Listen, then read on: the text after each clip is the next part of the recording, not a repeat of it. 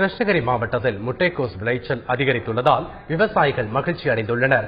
ராயக்கோட்டை, உள்ளுக்குறுக்கி, கெலமங்கலம் உள்ளிட்ட பகுதிகளில் முட்டைக்கோஸை விவசாயிகள் அதிக அளவில் பயிரிட்டுள்ளனர். கடந்த சில மாதங்களாக பெய்த மழையால் முட்டைக்கோஸ் அமோக விளைச்சலை கண்டுள்ளது.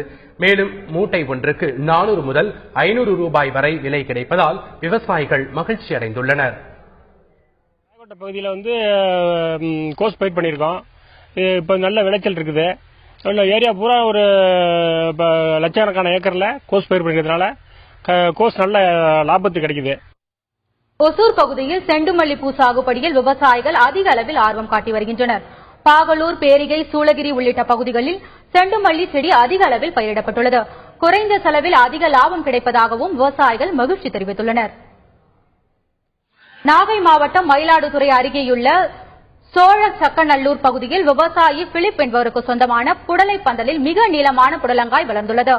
இயற்கை உரங்களை பயன்படுத்தி வருவதால் 15 நாட்களிலேயே 7.5 அடி நீளம் வரை புடலங்காய் வளர்ந்துள்ளதாகவும் அவர் தெரிவித்துள்ளார். நெல்லை மாவட்டத்தில் வாழைத்தார் விலை வரலாறு காணாத அளவு உயர்ந்துள்ளது. ராதாபுரம், பனகுடி, காவல் கிணறு உள்ளிட்ட பகுதிகளில் வாழை பயிரிடப்பட்டுள்ளது.